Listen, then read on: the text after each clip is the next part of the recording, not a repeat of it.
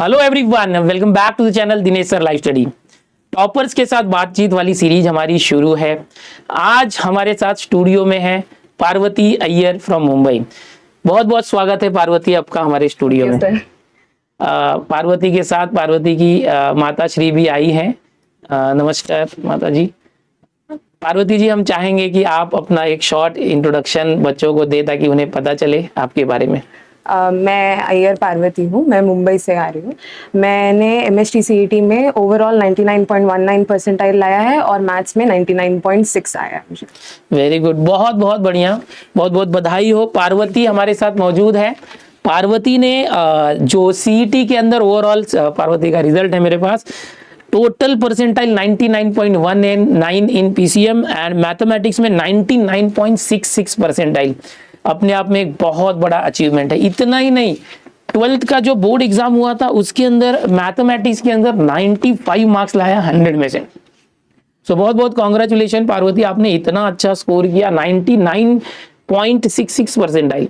CET देने वाले हर बच्चे का एक ड्रीम होता है कि मुझे भी 99 परसेंटाइल के ऊपर मार्क्स लाना है, और आपने वो ड्रीम, हजारों बच्चों का जो ड्रीम है वो खुद करके दिखाया है। तो आज आपका जो एक्सपीरियंस है यहाँ पर शेयर होने वाला है वो बहुत ही इंपॉर्टेंट है, जो अपकमिंग स्टूडेंट हैं जो आगे चल के 12th और CET देने वाले हैं। तो हम चाहेंगे कि आपके साथ एक्सपीरियंस शेयर करें। सबसे पहले आपको पूछना चाहेंगे कि क्या आपने एग्जाम होने के पहले सोचा था, CET एग्जाम के पहले, कि आपको इतने परसेंटाइल आ जाएंगे? आपका रिएक्शन क्या था? नहीं, बिल्कुल भी नहीं, क्योंकि CET का एग्जाम मेरा इतना अच्छा नहीं गया था, टाइमिंग मैनेज अच्छे से नहीं हुआ था। तो फिर मैथ्स हो गया था 1.5 आवर्स, मुझे सही लगा। केमिस्ट्री भी जल्दी हो गया था। फिजिक्स में मैंने लास्ट 2 मिनट में 5 क्वेश्चन तुक्के मारे। अच्छा, ऐसा हुआ मेरा। तो फिर वो फिजिक्स खत्म होने के बाद मैथ्स में मेरा हाथ अभी हिल रहा था, ऐसे क्लिक हो रहा था, कुछ भी हो रहा था। इसलिए मेरे को डर ही लग रहा था, मुझे लगा 80s में आ जाएगा या फिर और कम हो जाएगा, ऐसे ही फील हो रहा था। फिर आया तभी मुझे भरोसा ही नहीं हो रहा था कि मेरे रिजल्ट में 4 बार नाम चेक कर रही थी, और अपना, और उस दिन साइट क्रैश हुआ था। तो 6:30 का रिजल्ट मुझे 8:30 को मिला अपना। तो फिर वो 2 घंटे के बाद ऐसे ये हो रहा था बिलीव कि मेरा ही है या नहीं है, ये कैसे हो गया? रहा था मैथ्स ही मेरे को ऐसा था कि इतना इतना क्या लिखा था मैंने, फिर ऐसा उठाने लगा। फिर आपने सबसे पहले ये रिजल्ट किसको बताया, मतलब पेरेंट्स, फैमिली या? मम्मी को बताया था, और दीदी बाजू में बैठी थी। हम लोग तीनों से बैठ के साथ में पैनिक हो रहे थे, बट मम्मी ने ही सबसे पहले रिजल्ट देखा था। फिर मिठाइयाँ वगैरह बांटी होगी पूरी सोसाइटी में। चलो, बहुत बहुत खुशी की बात है। मतलब CET एग्जाम ही ऐसी है कि यहाँ पर कैसे होता है कि आउट ऑफ मार्क लाना ऐसा नहीं है। आपके साथ आपकी शिफ्ट में जितने भी बच्चे एग्जाम दे रहे हैं उसमें बेस्ट करना है। जरूरी नहीं कि पूरे 50 क्वेश्चन मैथ्स के हैं, 50 क्वेश्चन, तो जो 50 क्वेश्चंस में से मैक्सिमम 50 करेगा वही 99 के ऊपर आएगा। अगर आपके 35 या 40 क्वेश्चंस भी सही हो जाते हैं और बाकी बच्चों के उतने क्वेश्चन सही नहीं हो रहे हैं, कम हो रहे हैं, तो आप 99 क्रॉस कर सकते हो, क्योंकि यहाँ मार्क्स नहीं होते, परसेंटाइल होता है। तो बहुत बहुत अच्छा है आपका इतना परसेंटाइल है। अभी हम थोड़ा सा, मतलब बच्चे हमेशा पूछते रहते हैं कि कैसे पढ़ाई करें, 99 परसेंटाइल लाना है। तो CET की पढ़ाई कुछ बच्चे क्या करते हैं कि 12th बोर्ड होने के बाद क्रैश कोर्स करते हैं। लास्ट के 1-2 महीने में क्रैश कोर्स रिवीजन करके वो करते हैं, पहले बोर्ड पे फोकस करते हैं। कुछ बच्चे दिवाली के बाद 12th का सिलेबस हो जाता है आधा से ज्यादा, तो फिर उसमें रिवीजन करते हैं। और कुछ बच्चे काफी पहले 11th से ही करते हैं। आपने कैसे किया था? मुझे 11th में आइडिया नहीं था कि इंजीनियरिंग चाहिए था करके। 12th में जब आई तभी मुझे ये आइडिया आया था कि इंजीनियरिंग चाहिए करके। तभी स्टार्टिंग में हर रोज जैसे जैसे चैप्टर होते जा रहे हैं, आधा घंटा या 1 घंटा तीनों सब्जेक्ट में 10-10 MCQ करने से चालू कर। मतलब आप 12th बोर्ड का भी करते थे? हाँ, साथ आधा घंटा ही लगता है स्टार्टिंग में। अगर 10-10 इजी वाले कर लेंगे ना तो आधा घंटा ही लगता है रोज का। फिर जब हम दिसंबर के उधर आ जाते हैं ना, तो तभी पढ़ाई भी अच्छे से खत्म होने लगती है। और ये भी मतलब 11th का दिसंबर बोले या 12th का दिसंबर? 12th का दिसंबर बोले। अच्छा। तभी हम हार्ड वाले क्वेश्चन पे अटेम्प्ट करने जितना हो जाता है हमारा खुद का, तभी अच्छे से करने का। और जब बोर्ड्स हो जाते हैं, CET के बीच में जो टाइम रहता है उसमें पूरी तरीके से बैठ जाना। मतलब एकदम से भी ऐसे रोक के नहीं रखना CET की तैयारी, पैरेलल में चालू रखना है। थोड़ी थोड़ी, मतलब आप बहुत ज्यादा टाइम नहीं दे सकते, तो अब थोड़ा थोड़ा टाइम आप दे रहे थे। आप जैसे बोर्ड का कोई चैप्टर तैयार करते होंगे, लॉजिक, डिफरेंशिएशन, तो उसके बाद कुछ ना कुछ MCQ उसके बेस पर करते थे। ओके, तो इस तरह से आपको कंटिन्यूटी बना के रखनी है। तो आपने कोई बैच वगैरह ज्वाइन की थी? हाँ, ये टॉपर्स बैच मैंने जून में ज्वाइन की थी। जून मतलब टॉपर्स एडवांस बैच ज्वाइन किया था आपने? तो तब से चालू किया था। MST-CET के पुराने लेक्चर्स देखे थे मैंने। अच्छा। 3 के और 2 के वो देखे थे मैंने। तो ये 24 का दिसंबर तक चालू होता है ना यूट्यूब में, मैंने पुराने वाले देखे थे साथ में पैरेलली स्लोली स्टार्ट करने के लिए। फिर बाद में जब बीए वाले लेक्चर्स आने लगे तो उनको भी देखा था। ऐसा चलो बहुत बहुत अच्छा, मतलब डबल तैयारी हो गई, ज्यादा एमसीक्यू की तैयारी। तो हमने इस साल भी जो है टॉपर्स एडवांस में वही किया है कि रिकॉर्डेड कोर्स भी दिया है, जिसमें पुराने लेक्चर रिकॉर्डेड और फिर लाइव लेक्चर। तो जिसमें क्या हो रहा है कि ज्यादा से ज्यादा क्वेश्चंस अवेलेबल हो रहे हैं ज्यादा प्रैक्टिस करने के। अभी बच्चों का एक मेन कंफ्यूजन होता है कि वो 12th भी कर रहे हैं और साथ में सीटी भी कर रहे हैं, तो दोनों को मैनेज कैसे करें। उनको क्या लगता है कि 12th में ही टाइम जा रहा है, सीटी करने के लिए टाइम नहीं मिल रहा है, या फिर सिर्फ सीटी करते गए तो 12th पीछे जा रहा है। उसके लिए पहले ना 11th के स्टार्टिंग में ऐसा रहना चाहिए कि अगर तुम्हें थोड़ा सा भी आइडिया है ना कि मैथ्स ही चाहिए, बाइफोकल छोड़ दो, बायो ये जो है वो छोड़ दो और कंप्यूटर साइंस या आईटी ले लो। क्योंकि मैंने गलती की, मैंने बायो भी लिया, हिंदी भी लिया और पीसीएम भी ले लिया। अरे तो फिर वो सब मिलके एंड में बहुत भागा दौड़ी हो गई थी, क्योंकि बायो नहीं होता। बायो हमें लगता है कि एंड में हो जाएगा, 2 घंटा बैठेंगे रट्टा मार लेंगे, पर नहीं होता। फिर बायो भी पेपर बहुत मुश्किल आया था इस बार। तो मतलब बायोलॉजी में भी पढ़ना पड़ा, हिंदी में भी पढ़ना पड़ा। और दोनों ऐसे सब्जेक्ट है जिसमें स्कोर ड्रॉप हो सकता है, हिंदी में कटता है, लैंग्वेज है वो। पार्वती का जो 12th का स्कोर है वो अभी जैसे मैं देख पा रहा हूँ मार्कशीट पर 89.50 है, यानी 90 के क्लब से थोड़ा 0.5 से रह गई। तो आपको क्या लगता है क्या मतलब कहाँ पे चूक हो गई इतने? मेरी बायो और हिंदी नहीं लेना चाहिए था, मुझे सीएस या आईटी ले लेती तो फिर वो मैनेज हो जाता, क्योंकि सीएस में मार्क्स मिल जाते हैं 200 में से अच्छे मार्क्स। हाँ मिल जाते हैं, बायो में नहीं मिले। मुझे कहीं ना कहीं लगता है आप ये बाइफोकल लेते तो आपके मार्क्स 94% तक भी जाते थे। क्योंकि 200 में से बहुत सारे जो सीएस के बच्चे उसमें से मतलब 50% यानी 100 तो मार्क्स तो प्रैक्टिकली होते हैं। तो यहाँ पर पार्वती का यही कहना है कि यार पहले आप 12th में आते हो ना तो ही डिसाइड कर लेना चाहिए आपको इंजीनियरिंग में जाना है, मेडिकल, फार्मेसी या कौन से फील्ड में जाना है। अगर आप इंजीनियरिंग में जाने वाले हो तो जो चीजें जरूरत नहीं है जैसे बायोलॉजी वगैरह उसको ड्रॉप कर सकते हो। आपको यही कहना है? लास्ट में प्रेशर बहुत ज्यादा पड़ता है, फिर ना ये हो पाता है ना वो हो पाता है, दो नाव में चढ़ गए हैं। ऐसा लगता है। तो अगर आपका है कि आप बहुत बेस्ट करना चाहते हो तो पहले ही डिसाइड कर लो ताकि बोर्ड में भी अच्छा है और सीटी में भी अच्छा है। और मैनेज करना है तो 11 से ही 12th की पढ़ाई चालू करनी है। अभी समझो जो बच्चे 12th में है अगर उन्होंने पहले से 12th नहीं चालू किया है तो जैसा अभी पार्वती ने थोड़ी देर पहले बताया कि आप 12th के चैप्टर अगर कर रहे हो तो 12th के चैप्टर करते रहो और साथ में उन चैप्टर के बेस्ड जो न्यूमेरिकल्स होते हैं कुछ न्यूमेरिकल्स करते रहो, थोड़ा थोड़ा टाइम दो उसको, बराबर।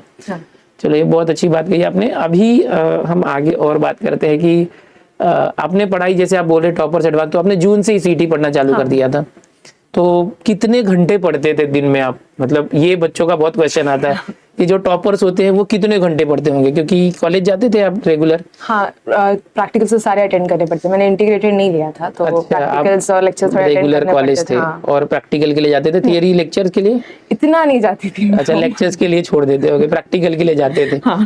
ठीक है, वो तो एक कॉलेज का भाग हो गया जाना। ओके, तो अभी जैसे मैथ्स के लेक्चर आप ऑनलाइन देखते होंगे तो घर पे जैसे आप पढ़ते थे कितने घंटे सेल्फ स्टडी? मैंने लेक्चर को छोड़ दो, आप ऑनलाइन लेक्चर कितने घंटे थे तो वो नहीं, आप खुद से बैठ के कितने घंटे पढ़ते थे सेल्फ स्टडी? सारे सब्जेक्ट बता सकते हैं, ओवरऑल स्टडी। अगस्त वगैरह तब में ना अगर अच्छे से दिन में थोड़ा ज्यादा रहेगा, पर अगर 10 घंटा बैठ जाते हो ना 2-3 महीना तो फिर उसके बाद थोड़ा हल्का लगता है। उसके बाद तुम अगर मैक्सिमम अगर 5 घंटे हो जाए फिर 3 घंटे भी बैठ पा रहे ना दिन में तो वो कोप अप हो जाता है। स्टार्टिंग के 2-3 महीने अच्छे से बैठ जाओ, फिर तुम्हें थोड़ा मतलब कितना 10 घंटे या 2-3 घंटे? 10 घंटे। अच्छा 10 घंटे, मतलब आप ऐसा करते थे स्टार्टिंग में?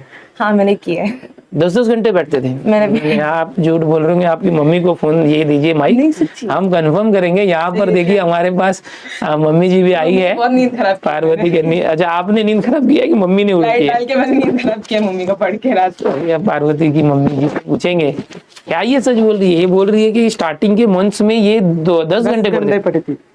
तो आप इसकी गारंटी दे रहे हैं कि हाँ सच बोल रही है? हाँ, उसको ना लास्ट मिनट का टेंशन, उसको भी टेंशन है, मेरे को भी टेंशन है। पहले इसके लिए पहले खत्म करती है। मतलब सिलेबस पहले ही पढ़ लिया? तो मतलब फिर रात को बहुत लेट सोती थी और सुबह देर से उठती होगी? थोड़ा सोती है वो। नहीं, सुबह देर से उठती होगी ना, रात को लेट से? वैसे ही करती, सुबह लेट से उठती थी। वो कभी नींद आता है वो टाइम सोती है। अच्छा लेट मतलब 7? हमारे घर पे 10 बजे 7 बजे मतलब लेट हो गया। और रात को कितने बजे तक पढ़ते थे आप? 12:31। तो आप तो सो जाते होंगे? नींद बहुत खराब किया मैंने। अच्छा आपने इन लोगों की नींद बहुत खराब की। जनरली केस में क्या होता है कि जो पेरेंट्स है वो बच्चों को सुबह सुबह मार के उठाते हैं, उठ पढ़ाई करनी है, सो रहा है, 12वीं है, बोर्ड एग्जाम है, और रात को फिर वो मोबाइल देखते होता है बच्चा, और उसको फिर सुलाते, सो जा, सुबह उठेगा कैसे? आप उल्टा ही बता रहे कि आपने इनकी नींद खराब की है। 12th का जो सिलेबस है वो कब तक पूरा पढ़ लिया था? मतलब सितंबर अक्टूबर तक हो गया था मेरा। अच्छा, मतलब दिवाली के पहले आपने 12th का पूरा पढ़ लिया था एक बार, ऑल सब्जेक्ट, ऑल सब्जेक्ट्स। फिर रिवीजन चालू किया था? हाँ, रिवीजन चालू किया था। रिवीजन बहुत बार किया था। रिवीजन में थोड़ा स्लो डाउन कर सकते हैं ना, 10 घंटे की जरूरत नहीं पड़ती है। माइक दीजिए। हाँ। क्वेश्चन पेपर भी ज्यादा लिखा है। अच्छा, जो PYQ जो पिछले पेपर्स है वो सॉल्व किया आपने, ज्यादा से ज्यादा पेपर सॉल्व किए। ओके, तो देखिए अभी पार्वती की स्ट्रेटेजी, आप लोग को ऐसे लगता है कि भाई 90% आए मैथ्स में, 95 लाया, या सीटी में 99.66% आए, ऐसे ही आ गया होगा लास्ट में उड़ा, ऐसे बिल्कुल नहीं है। इसके पीछे एक कहानी है स्ट्रगल की, और सिर्फ मम्मी नहीं, बेटी ही नहीं, मम्मी की भी, क्योंकि ये मम्मी की भी नींद खराब करती थी, और इनको चिंता थी, टेंशन था कि मुझे पढ़ना है। तो ये जो होता है टेंशन, वो आपको भी आना चाहिए कि मुझे पढ़ना है। जब हमारे पेरेंट्स हमें डांटेंगे तो ही हम पढ़ेंगे, ये नहीं, ऐसा नहीं होना चाहिए, खुद के अंदर से आना चाहिए। और ये इन्होंने किया, और इतनी बार रिवीजन, क्योंकि जितनी ज्यादा रिवीजन करोगे उतना बेनिफिट है। अब कई बच्चे जनवरी फरवरी तक सिलेबस ही पूरा नहीं करते, फिर सीधा बोर्ड में जाते हैं और सब भूल जाते हैं, तो फिर आप कितनी भी मेहनत करो वो बेकार हो जाएगी। तो ये काफी अच्छा आपने बताया।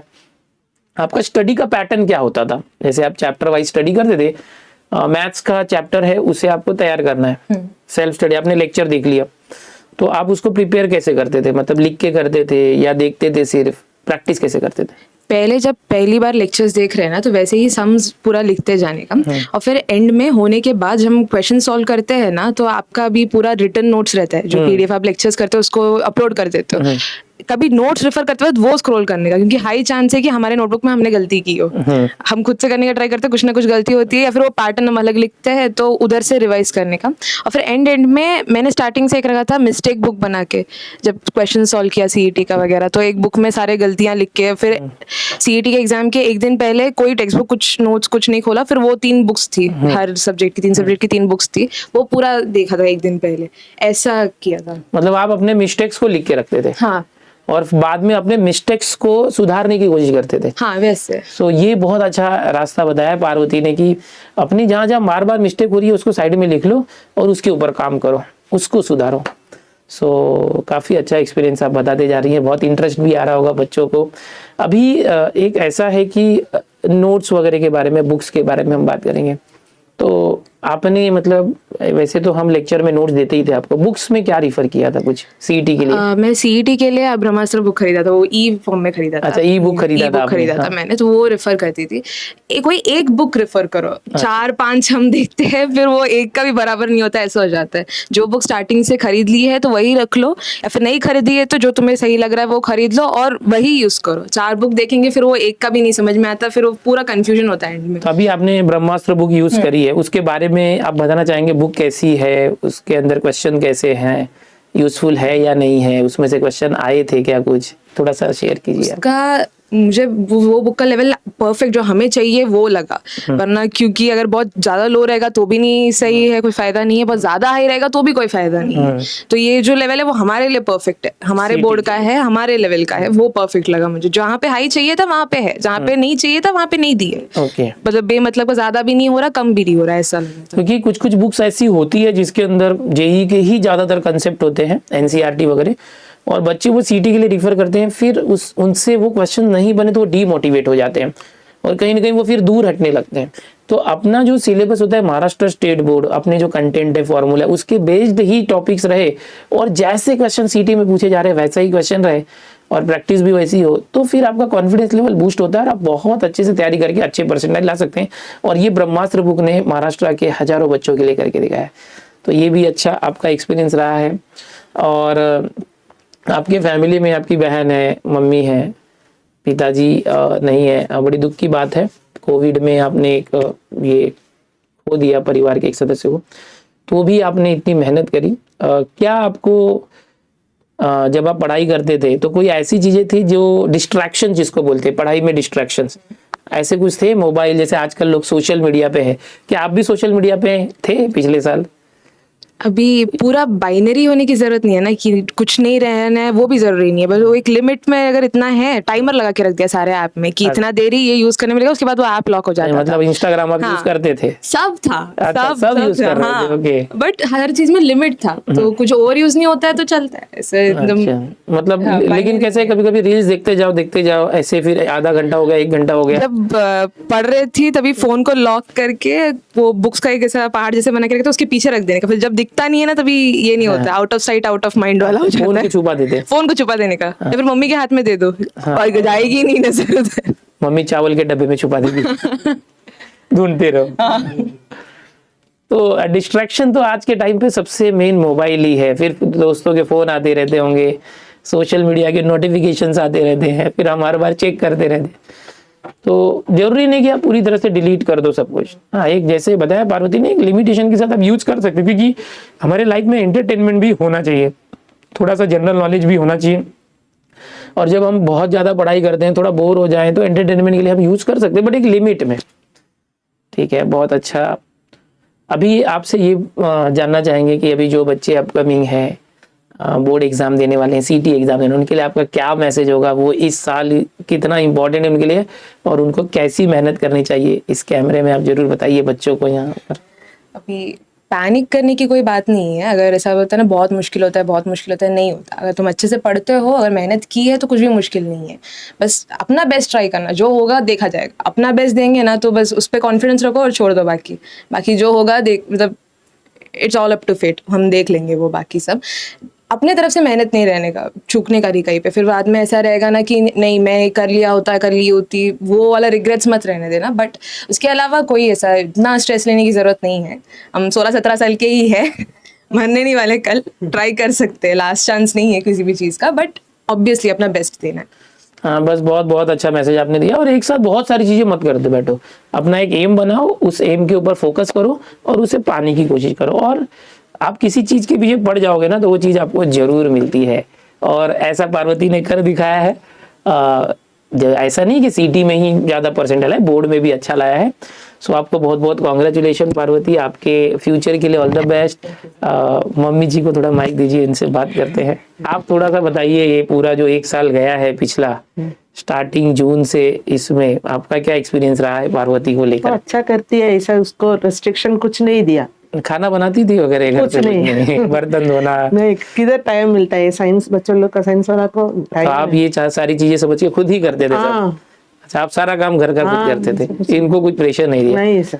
तो इस तरह से पेरेंट्स भी देखिए कितने कोऑपरेटिव हैं कि बच्ची साइंस में है करके इसको पढ़ने दिया जाए। हाँ, लेकिन यहाँ पर इनका भी रोल था, ऐसा नहीं कि मम्मी ने मना किया कि घर का काम मत करो तो ये टाइम पास कर रही है या मोबाइल देखते बैठी है। ये पढ़ रही थी, वो मम्मी को दिख रहा था कि मेरी बेटी पढ़ रही है, तो मैं उसे कोई काम नहीं करने दूंगी, मैं खुद करूंगी।